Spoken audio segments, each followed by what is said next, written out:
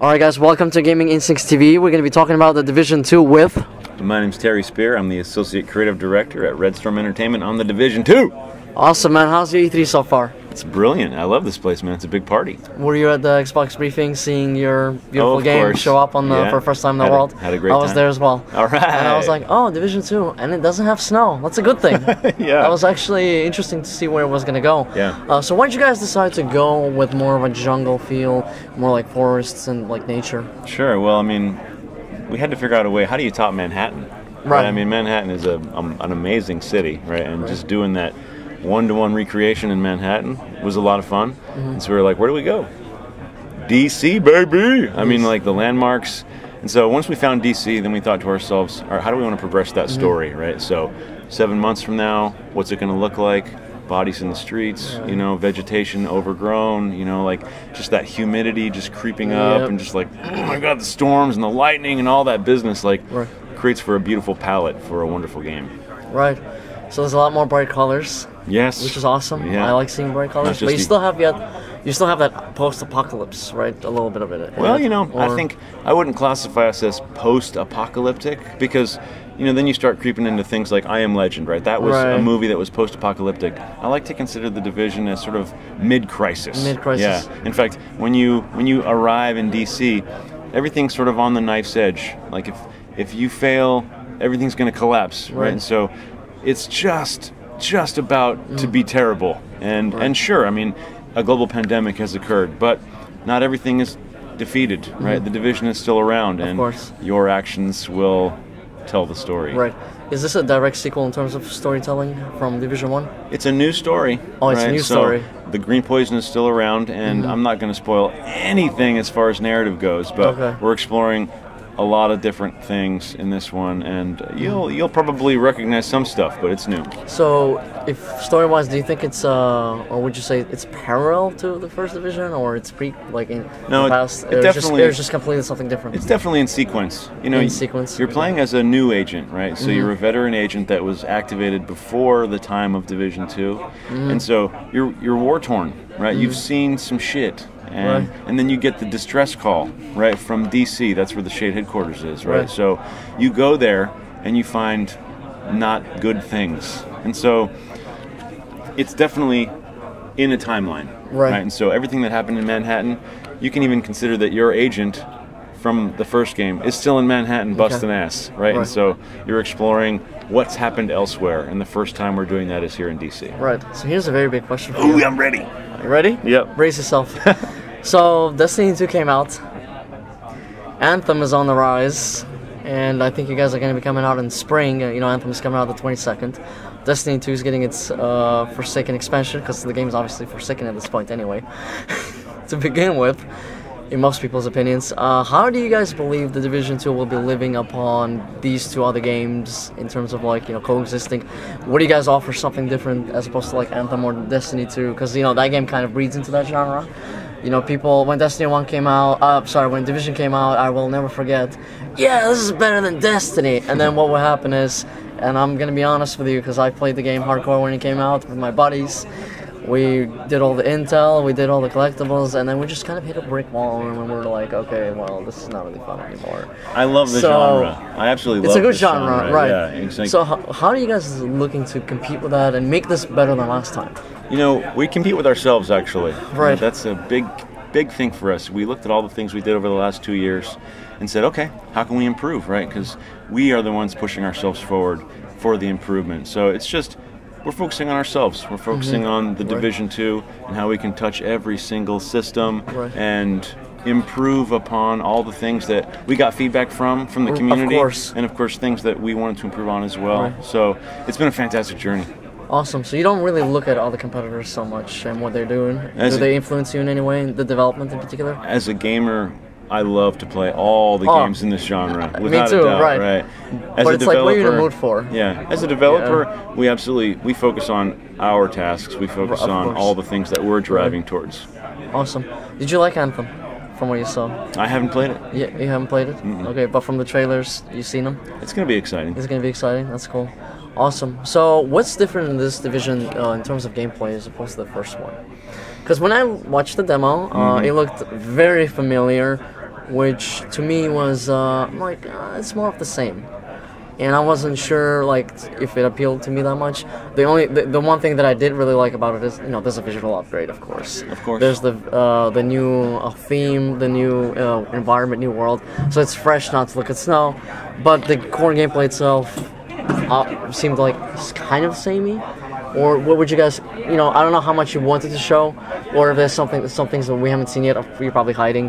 What would you like to talk about in terms of that? Well, we've touched a lot of mechanics. There's no doubt about it. Right. In Ubisoft, we have a thing called 3Cs. Okay. It's character, camera, and controls. And so we really liked what we had in the first game. And Right. of course, as I said, we've touched on everything. So there's a lot of things I could talk about. I think in this case, we could talk about a portion of feedback that we've heard from the community. That's kill times, right? Kill times on our NPCs and our Right. players, right? So we've improved the kill times. So they're not bullet sponges? We spent a lot of time making sure that it feels good, right? Okay. But we are an RPG too, right? Let's Of not course. forget that. So we've done some work on visualizing that element. So the player now has an armor bar. That armor bar has a very distinctive quality to communicate to you, the players, on how tough someone's going to be. Right. And so that will change visually depending on how the player that you're fighting or the NPCs has built itself. Right. So you're going to be able to see that armor physically ripping off. Right, so there's a little bit more feedback, Yeah, a giving you lot. that gratifying Yeah, feel. it's super visceral, Right. and then eventually you expose the actual meat of the body, Right. dead. That right, of Right, course. so that's just one of the things that we've improved on to make it feel better. How the player moves, how the player interacts with this world, and stuff like that. So there'll be a lot of things. Don't get me wrong. Like, we're not gonna throw the bath water out with the bathtub. There's a lot of success that we learned from in the first game. Of So course, I mean, we want players to feel comfortable when they come back. So Right, I see.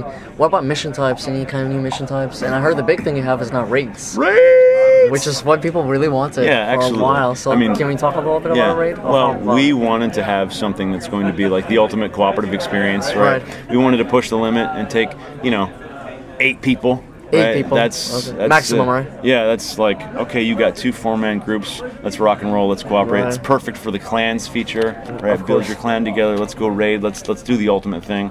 We're gonna have main missions. We're gonna have side missions. course. You'll see the things you're used to. The world tier. We introduced world tiers with update 1.4. Right? That's going to be there from the get-go. Of course. So you'll be able to feel all that. There's a lot of other stuff that I can't talk about, of course. Okay. But you'll see things you recognize. So, Battle Royale, one? No Battle Royale. No launch. Battle Royale. It's funny because when we played the Dark Zone, and then the success of Fortnite and things Oh, of yeah. that nature, people kind of looked back and they were like, you know what? The Division kind of like had a little bit of Battle Royale in it because you go into this Dark Zone and you don't know what's gonna happen. Sure.